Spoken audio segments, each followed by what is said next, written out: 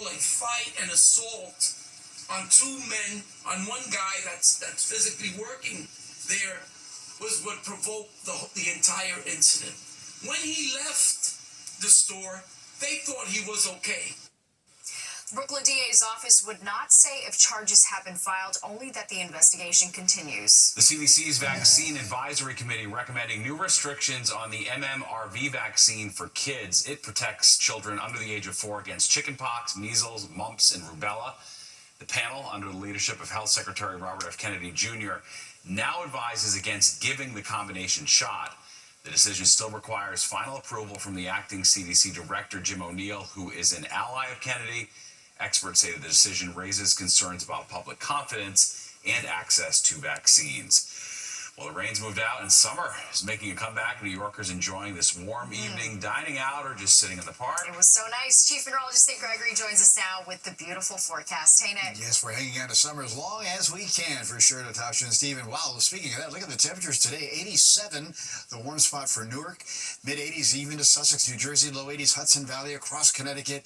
Everybody getting into those 80-degree temperatures, which, again, have been missing for a few days. And right now, it's still pleasant and mild. We're at 77 at Newark, still 72 in the city. It has cooled into the upper 50s to low 60s, though, over the northern western cooler suburbs. 70 at Islip, then back to the 60s for the East End. All right, so the wind mostly westerly tonight. It's showing a little southerly component at the moment, but it's going to be mostly a west wind light at about 5 miles per hour. And on the satellite view, we're in great shape. There's nothing going on here, all clear. Now, again, remember, this is beautiful weather, but we are dry, and we do need to get some rain. But there's really nothing coming anytime soon. These showers in the middle part of the country will not survive as a little cool front comes our way. That cool front will eventually pass through here tomorrow, and prior to that happening, it's going to be another middle 80-degree day across the area with lots of sunshine. See those clouds coming through? That's actually the cool front, and then we'll be ending in towards beautiful weather again for the weekend. Just the temperatures are going to be a little more seasonal. Again, a little hint of fall this weekend, which, by the way, officially arrives on Monday. All right, tonight, clear. We're down to 68 in the city, so nice and mild. About 60 on the island, and there'll be some mid and upper 50s, northern western suburbs. Tomorrow, again, the sunshine is back, and look at the temperatures. Back to the mid-80s most of the area. Not too much cooler readings at the coast, not more of a westerly wind, so we won't even really see a sea breeze going on there. Again, as we head on into towards the weekend forecast, it's beautiful. It's just going to be a little cooler in the lower 70s. Stephen, Natasha? All right, Nick, thank you. Well, reaction is pouring in tonight about ABC's decision to pull Jimmy Kimmel off air indefinitely over his monologue over Charlie Kirk. All right, Fox 5, Sharon Crowley live in studio, and fellow late-night host Stephen Colbert just posting his comments about this an hour ago. Sharon? That's right. We've got those for you in just a minute. Protest politics and celebrity backlash are all what's happening in the fallout from ABC's decision to suspend comedian Jimmy Kimmel. Now, the move, of course, coming after the late-night talk show host comments about conservative Charlie Kirk's assassination. Demonstrators gathering here in New York City outside the ABC headquarters today, protesters objecting to the long-running show's suspension. Those here calling out the network for its decision while also laying the blame on President Trump. CBS late-night talk show host Stephen Colbert, whose own show has been canceled tonight, was indirectly defending Kimmel during his opening. This clip just posted to the Late Show's official Instagram page. You know what my community values are, Buster? Freedom of speech. And today, in response to Kimmel's indefinite cancellation, a group of congressional Democrats introduced a new bill to protect free speech. It's called the No Political Enemies Act. Connecticut Senator Chris Murphy says the bill is an effort to stand up to President Trump's so-called attacks on free speech. The president himself talking about the controversy again tonight on Air Force One. Look, he was fired. He had no talent. He's a whack job, but he had no talent. And more importantly than talent, he had no, because a lot of people have no talent, they get ratings. But he had no ratings. His ratings were worse than Colbert, I think. Well, we have not heard yet from Jimmy Kimmel himself, and ABC is also not commenting if this removal is temporary or permanent. Natasha and Steve? All right, Sharon, thank you so much. Well, doubling back on an agreement, plans to build a mosque on Long Island are blocked. All right, the town of Oyster Bay blaming the change of heart on traffic concerns, but worshipers feel otherwise. And Zohran Mamdani losing out on an endorsement by why one Democrat isn't following suit with other members of his party. Plus, in Brooklyn, countless people's livelihoods livelihoods go up in flames. A fire devastates businesses in Red Hook. Tonight, how they are looking to pick up the pieces. Wrapping up his state visit in the UK today, the UK's Prime Minister and Trump held a joint meeting there. The two world leaders managed to agree on a new billion-dollar business deal. It's our chance to ensure that technologies like AI, quantum, and others amplify human potential. The bond between our countries is like no other anywhere in the world. During private talks between Trump and Starmer, topics included the wars in Ukraine and Gaza and U.S. tariff rates on steel imported from Britain. The two also held a roundtable with global business leaders. Developing tonight, the NYPD searching for this man. Investigators say he sexually assaulted a 19-year-old woman in the Belmont section of the Bronx. It happened early yesterday morning as the victim was sitting on a bench near Park Avenue and East 183rd Street. Anyone with information is asked to call police. Congregants of a Long Island mosque expressing their frustration. They're operating out of two former restaurants with a plan to build a new place of worship. And the town of Oyster Bay initially approved the plan, but as Fox 5's Judy Goldberg shows us, officials are pulling the plug. Walk into Masjid Baki in Bethpage on any weekday, and children are learning in the same space where worshippers pray. It doubles as a classroom, a cafeteria, even an activity room. Basically, just spread them so the kids can eat on top of it. The mosque has stood here since the late 90s. The building, once a Pizza Hut. Next door, a former Japanese restaurant is now used for overflow classes with dividers. Members say the spaces are cramped and there's little privacy for the imam to meet with families. We just want a separate area for eating food, separate area for kids to play, and a separate area for classes. And also the bathroom. If you have 100 people coming in, you want to have at least a few bathrooms there. After 7 years of setbacks, the town of Oyster Bay signed and filed a settlement agreement in August to approve their plans to rebuild. We wanted a two-story building with a basement. But days later, the town backed out. Town officials declined an on-camera interview, but pointed to high accident rates at this corner, saying in a statement, quote, "This case between the town of Oyster Bay and Muslims on Long Island centers on traffic safety and parking, not religion.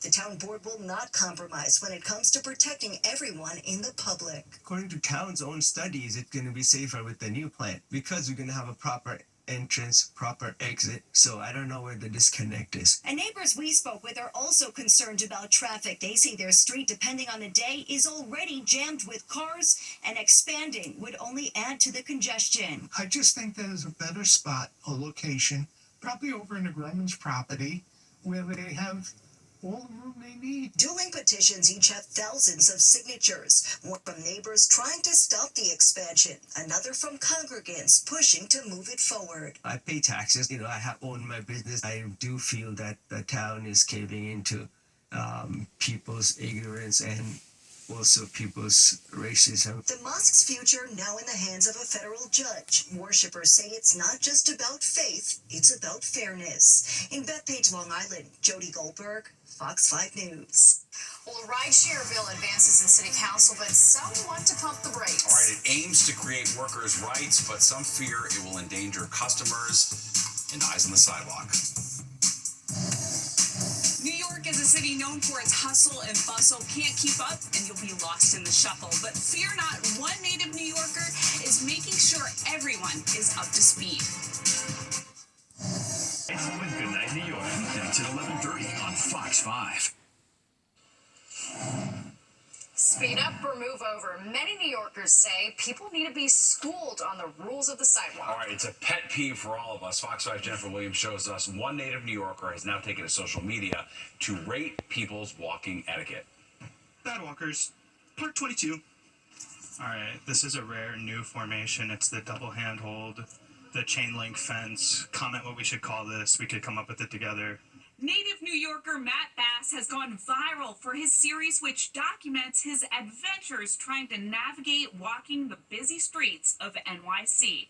One day I was just behind this absurd group of people that were walking in a questionable fashion, and led to me just pulling out the phone, recording it, and it was one of those things that instantly took off. A lot of times we see people on the mobile device, and they're not really paying attention to where they're going. I'm a hypocrite if I say don't use your phone because I haven't done it, but it's annoying when other people do it. Don't be loud on your phone, and please don't spit, and don't scare people. Bad walkers, part 65. Ah, yep, that's right, jump scare stuff. The worst offense? Creating a fence. That is what New York walking legend, as Matt likes to be called, has dubbed when a group of people walk shoulder to shoulder, taking up the whole sidewalk so no one can get by. If I had a pole vault with me, I would have used that to got over it. Maybe I'll bring out a grappling hook, who knows. You'll see me like Spider-Man swinging across the light posts. But it is one of those things where the formation breadth is always the number one thing for me that finds me like dumbfounded. Bad walkers, part 15. Oh, I didn't even plan that. But not all heroes wear capes. Ultimately, Matt just wants to encourage people to be more courteous when occupying shared spaces. Being aware and considerate is what makes someone a good walker. That should be the core of the core message of what we're doing here. And just remember, if you're a slow walker or if you have to stop to send a text, just move so others can get by you. On the Upper East Side, Jennifer Williams, Fox 5 News. Such a problem. The hand holding can't get around them. The tourists are so bad. A woman just stopped dead short yesterday morning on her way to coffee. Starts texting. I'm like, of course, so frustrating. All right, flooding the United Nations with extra security. All right, Fox 5 has an exclusive look inside the high-tech operation for the General Assembly. And time is running out to cash in what New Jersey property owners need to know to get a tax rebate check on Monday. All right, sniffing out deodorant, why all might not be created equally, and our nose might have something to do with it. The 10 o'clock news.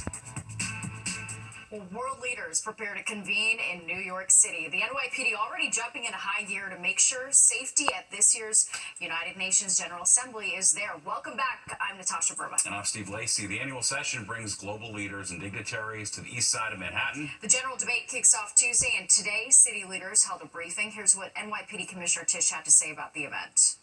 There are no known specific credible threats to this year's General Assembly, but that fact does not change our posture.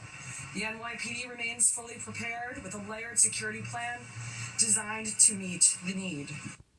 And that plan includes the bomb squad unit. Lisa Evers has an exclusive look at their operation.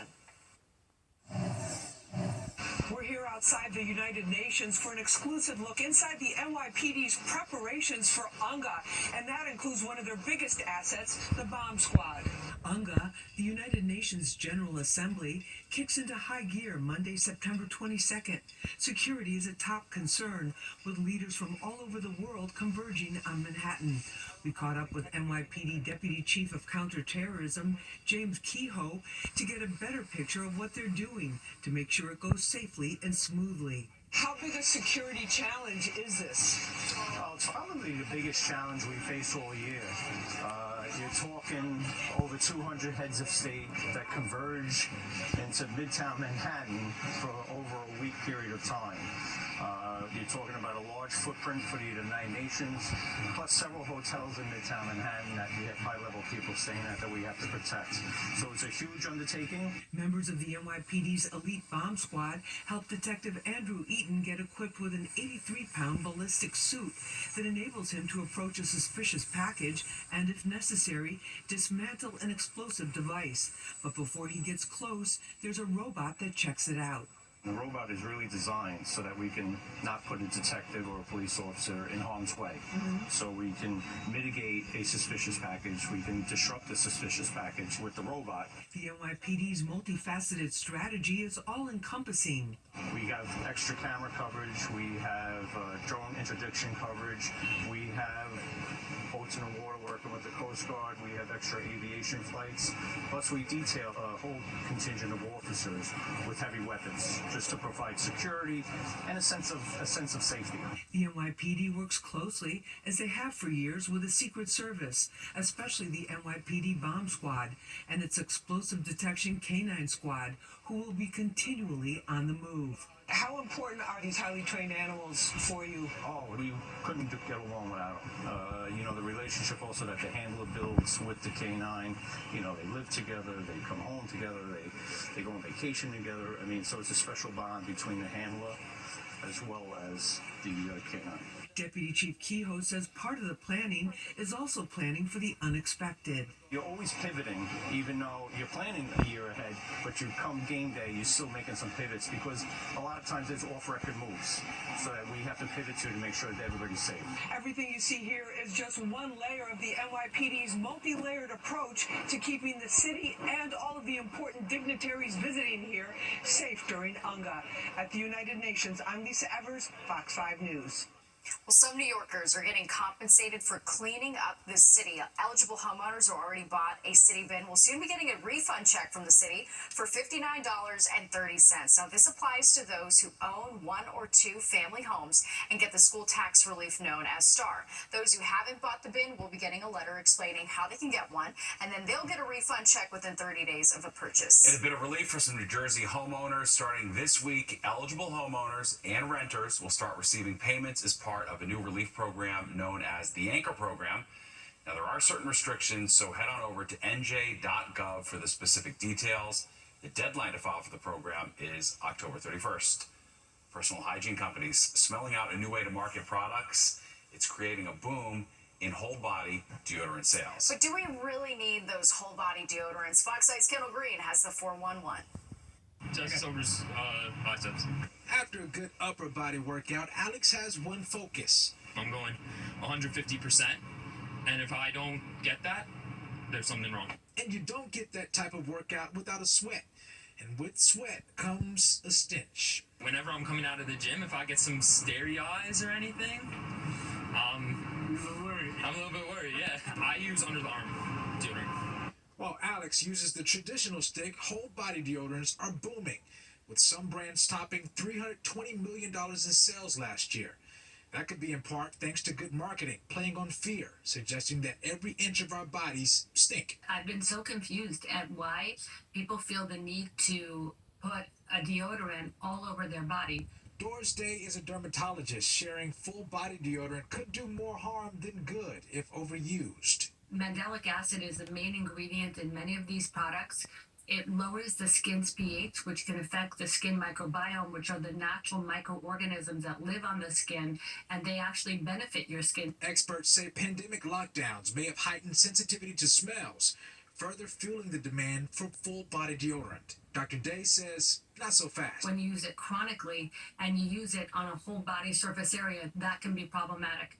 For many Americans, applying deodorant everywhere offers a sense of control in anxious times, but our sense, historically, she says, actually served as an extension of our individuality. The idea that we're telling people that we should all smell a certain way or mind that we have an odor, that is, I think, sending an unfortunate message and misguiding people about what our bodies naturally do. If it is a product that has an antiperspirant in it, so an ingredient that's made to stop you from perspiring, then you really don't want to put that over your whole body because your body is supposed to sweat and does sweat all the time. I feel like I'd rather overdo it than underdo it. Kendall Green, Fox 5 News.